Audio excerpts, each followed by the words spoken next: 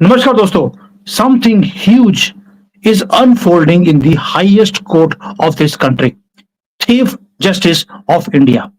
वो डिसाइड कर रहा है फ्यूचर करोड़ों हिंदुओं का भारत में, जिसका नाम था हिंदुस्तान।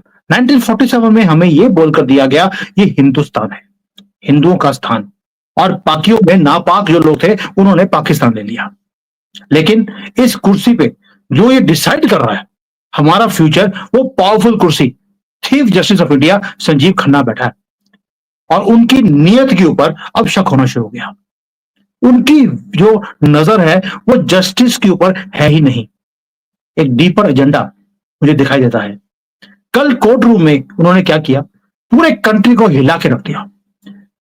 नॉन जस्टिस संजीव वर्मा जी का कहना था, और उन्होंने थोड़ा सा चिंता व्यक्त करी कि जो वक्फ बोर्ड है, वो जो हिस्टोरिकल मस्जिदें हैं, वक्फ की प्रॉपर्टीज हैं, उसके डॉक्यूमेंट्स कहां से लेकर आएंगे। ये चिंता नॉन जस्टिस खन्ना जी को हो गई। यानी कि इतने नाइव हैं खन्ना जी कि अब उनको ये लग रहा है कि भाई जो मुसलमान है वो डॉक्यूमेंट कहां से लेके आएगा। ये नाइव है, बेवकूफ है, या there is something big game which is being played. ये वही लोग हैं, ये खन्ना जी वही हैं जो कि वर्मा जी, जिनके घर में नोटों की बोरियां मिली थी, उनको प्रोटेक्ट करते हुए दिखाई दिए। वक्फ बोर्ड से मुझे लगता है पैसे कुछ अच्छे आ गए हैं इनके पास, नहीं तो ऐसी बदतमीजी वाली स्टेटमेंट ये आदमी दे नहीं सकता था। अगर वक्फ बोर्ड के पास, मैं कहता हूं, डॉक्यूमेंट नहीं है, लेकिन जिस आदमी के पास डॉक्यूमेंट है एक्चुअल में, जिसके घर, उसकी एंसेस्ट्रल प्रॉपर्टी को इन्होंने छीन लिया था और डिक्लेयर कर दिया वक्फ की प्रॉपर्टी को, वो तो दिखा सकता है कि भाई माय लॉर्ड नहीं, मियां लॉर्ड, ये डॉक्यूमेंट मेरे पास पड़ा है, ये जमीन मेरी थी, इन्होंने कब्जा किया है और ये इन्होंने वक्फ में डिक्लेयर कर दिया। इनके पास डॉक्यूमेंट नहीं है, मेरे पास तो है। लेकिन खन्ना जी बोलते हैं ना, वो जो डिक्लेयर हो गया वक्फ का, वो उनके पास ही रहेगा। आप सोच के देखिए, मथुरा की लैंड थी, काशी की लैंड है, टेंपल थे। आपने कभी सुना है कि मस्जिद को तोड़कर मंदिर बना दिया हो? काउंटलेस हमारी मंदिरों की जगह वो हमारे से कब्जा ले लिया गया और वक्त की प्रॉपर्टी को डिक्लेयर कर दिया गया। कोई लीगल बेसिस नहीं था, और हमेशा मंदिर को तोड़कर ही मस्जिद बनाई गई है, या कब्जा की हुई हिंदुओं की जगह को कब्जा किया, उसके ऊपर गंदी सी मजार और गंदी सी मस्जिद बना दी, बंदर की टोपी वाली ऊपर से।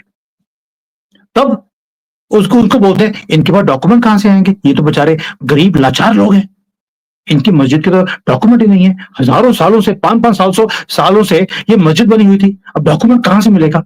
लेकिन जब राम मंदिर की बात आती है तो कहते प्रूफ दीजिए कि जगह आपकी थी, बल्कि हिंदू को हिंदुस्तान में प्रूफ देना पड़ता है। लेकिन मस्जिदों के लिए तो प्रूफ की जरूरत ही नहीं है, कहते वो तो उनके पास ही थी, ये तो 500 सालों से है। यानी कि जब हिंदू की साइड आती है तो हमें प्रूफ देना पड़ेगा, उनको नहीं। सुप्रीम कोर्ट इतनी कंसर्न क्यों है वक्फ बोर्ड के लिए ओवरनाइट? और ये नॉन जस्टिस खन्ना, मैं आपसे क्वेश्चन पूछता हूं, ये किस तरह का जस्टिस है कि जो लुटेरे हैं उनके साथ सिंपैथी है, और उनको बोलते हैं भी आपने जो लूट का सामान लिया है उसके लिए आपको ना तो ग्रिलिंग करेगी, ना आपको कोई क्वेश्चन पूछेगा। क्वेश्चन किसको पूछ रहे हैं? जिसकी जगह को कब्जा किया है, सरकार की और हिंदुओं की, उनसे क्वेश्चन पूछ रहे हैं। और जिन्हें कब्जा किया है, लूटा है, उनको बोलते हैं यार इनके पास डॉक्यूमेंट कहां है, लूटी हुई जगह है। क्या डबल स्टैंडर्ड है यार। अब यानी कि अब ज्ञानवापी मथुरा जो है उसका एविडेंस क्लियर है, और कपिल सिब्बल तो वहां पर खड़े हुए हैं उनके साथ, वक्फ बोर्ड के साथ, और संजीव खन्ना जी भी कपिल सिब्बल की भाषा बोल रहे हैं, क्योंकि पैसे कपिल सिब्बल के थ्रू ही पहुंचते हैं। ये वकील इसीलिए ऐसे बड़े बड़े वकील किए जाते हैं, क्योंकि इनकी सेटिंग होती है अंदर चीफ जस्टिस ऑफ इंडिया के साथ, चीफ जस्टिस ऑफ इंडिया, क्योंकि ये जस्टिस की थेफ्ट करते हैं, इसलिए इनको जस्टिस नहीं बोलना चाहिए, चीफ जस्टिस बोलना चाहिए। और ये कपिल सिब्बल जो वहां पे गुहार लगा रहे थे, उन्होंने मेंशन भी किया जम्मू मस्जिद के बारे में। यानी कि अब जब हम डॉक्यूमेंट मांग रहे हैं इनसे, तो ये बोलते हैं कि भाई जमीन तो हमने खरीदी नहीं, ये तो हमें राजा महाराजाओं ने दे दी थी, ये तो हमें किसने दी थी? औरंगजेब ने दी, वो गंदे बाबर ने दी। तो उन्होंने जो दी थी, उन्होंने अगर डिस्ट्रॉय करके टेंपल को तो भी बना दिया हो, डॉक्यूमेंट तो हमारे पास है ही नहीं। ये तो शुरू से देखिए कोई प्रूफ ही नहीं है कि कभी मंदिर था, ये तो शुरू से यहाँ पे मस्जिद ही थी। यानी कि पूरी हियरिंग में उन्होंने इस केस को डिसमिस ही नहीं किया कि ये जो पूरा का पूरा केस है, वक्फ अमेंडमेंट बिल पार्लियामेंट में पास हुआ है। और दोस्तों आपको याद होगा जो हमारे chief justice of India DY Chandrachud होते थे, उन्होंने बोला था you cannot challenge the law.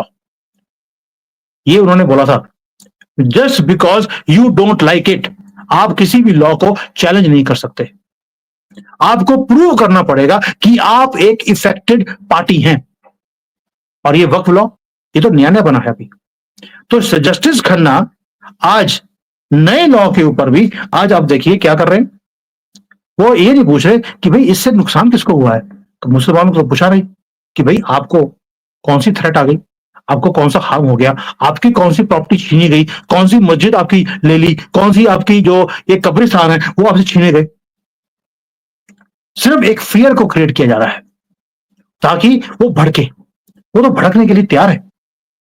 आप गवर्नमेंट को तो पूछ रहे हैं आज की डेट में कि भाई आप क्यों ये सारे काम कर रहे हैं, लेकिन मुसलमानों को नहीं पूछा कि आपने पूरे हिंदुस्तान की जगह छोड़कर उसी मंदिर की जगह को तोड़कर आपने मस्जिद क्यों बनाई और उसको आप क्लेम करते हैं ये हमारी है।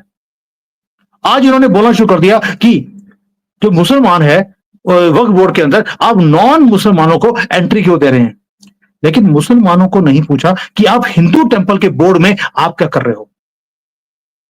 आपने कभी सोचा है? उन्होंने ये नहीं बोला। 2013 में कुंभ मेले का जो मैनेज करने वाला आदमी था उसका नाम था आजम खान, मुसलमान था वो। जो तिरुपति टेंपल का जो चेयरमैन है 2 बार क्रिश्चियन बनाया गया। ममता बनर्जी ने मुसलमान को हेड बनाया टेंपल बोर्ड इन वेस्ट बंगाल। तमिलनाडु में जो टेंपल्स के पैसे हैं वो लूटे जाते हैं और डोनेट किए जाते हैं चर्च और मस्जिदों को।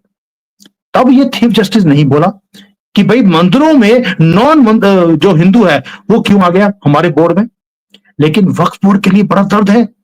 पैसे मिल गए भाई, और वक्फ बोर्ड के पास 20,000 करोड़ की इनकम है साल की। आप समझ सकते हैं चीफ जस्टिस ऑफ इंडिया को तो करोड़ 2 करोड़ भी मिल जाए ये तो नाचने लग जाएगा। हमने पहले भी कई केसेस में देखा है, उग्रवादियों के केस में, रेपिस्ट के केस में, जितने केसेस हैं सब में बेल की गई। केजरीवाल को भी दे दी गई, सोरेन को भी दे दी गई। और जो पिछले जो जज थे नॉन जस्टिस, उनके घरों में जहां से पैसों की बोरियां निकली थी वो केस उन्हीं के पास थे। यानी कि हिंदू धर्म के जो वेलकम करता था सभी के साथ सभी को, उसकी अपनी जमीन को हमारे से छीना गया। और वो जो प्रॉपर्टी छीनी गई है वो वक्फ बोर्ड की हो गई। हम क्लेम भी नहीं कर सकते। जो अमेंडमेंट है वो यही है कि जिसने छीनी है उसको प्रूव करना पड़ेगा, उसके पास डॉक्यूमेंट्स होने चाहिए। उन्होंने thousands and thousands of properties हमारे बिना डॉक्यूमेंट के, बिना लॉ के, शेमलेसली उन्होंने छीनी है। और नॉन जस्टिस खन्ना क्या कर रहे हैं? हम वक्फ के लूटी हुई प्रॉपर्टीज के साथ खड़े हैं। आपको दिख रहा है दोस्तों क्या हो रहा है कि वक्फ को जो है के ऊपर तो सुनवाई कर ली, मणिपुर के ऊपर बोल दिया था इसी चीफ जस्टिस ने। क्या बोला था कि मणिपुर को अगर ठीक ना हुआ तो हम जाकर वहां पे ठीक करेंगे, हमें बीच में इंटरवीन करना पड़ेगा। आज बंगाल में आग लगी है, ये बोलते हैं कि ममता बनर्जी बिल्कुल ठीक कर रही है, कोई दिक्कत ही नहीं है। यूपी में अगर सिचुएशन को ठीक किया जा रहा है तो योगी जी को कटघरे में खड़ा कर दिया कि लॉ एंड ऑर्डर की बड़ी प्रॉब्लम है यूपी के अंदर। लेकिन बंगाल के ऊपर चुप्पी है। क्यों? वक्फ से पैसे मिल गए हैं, बोलना नहीं। आग लग रही है, लगने दो, बस पैसे पहुंच गए तुम तो नाचने लग जाओगे। शाम को कोठे में बैठे होंगे ये chief justice of India. Sorry to use this words but these non justices they deserve this. दोस्तों ये जो सुप्रीम कोर्ट है, इसको लोग बोलते हैं जो सुप्रीम कोर्ट है, ऐसे नहीं बोला जाता। जब बंगाल जल रहा है ये चुप है, लेकिन क्योंकि बीजेपी का स्टेट था मणिपुर, यूपी बीजेपी की स्टेट है, तब ये बोलते हैं। लॉ एंड ऑर्डर की बड़ी प्रॉब्लम है इस देश में। समझ सकते हैं आप डबल स्टैंडर्ड्स। ये है हमारा चीफ जस्टिस ऑफ इंडिया जो हिंदुओं के घर जलने पे चुप रहता है, लेकिन अगर एक मुसलमान कहीं गलती से मर गया, कहीं भी गलती से बोल रहा हूं, तो ये खड़े हो जाते हैं मोदी जी को कटघरे में खड़ा कर देते हैं। 2002 के लिए खड़ा किया था। यानी कि हिंदू विमेन वहां पे बोल रही हैं ओपनली कि हम जब सड़क पे जाते हैं हमारे से छेड़खानी करते हैं ये कॉकरोच। इनको रूल ऑफ लॉ बिगड़ा हुआ बंगाल में नहीं दिखता, नॉन जस्टिस ठन्ना को। और हमारे जो टेम्पल्स हैं उसके साथ इनजस्टिस हुई तो बायस हो जाते हैं ये लोग। लेकिन अगर मस्जिद को हम क्लेम कर रहे हैं कि यह पहले मंदिर था, इन्होंने तोड़कर बनाया इसको, तो बोलते हैं कि इनके पास डॉक्यूमेंट्स कहां से होंगे, तो 500 साल से मस्जिद थी।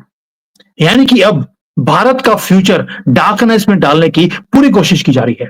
हिंदू टेम्पल्स को क्वेश्चन कर दिया इस बेशरम चीफ जस्टिस ऑफ इंडिया ने, लेकिन मस्जिदों को नहीं बोला।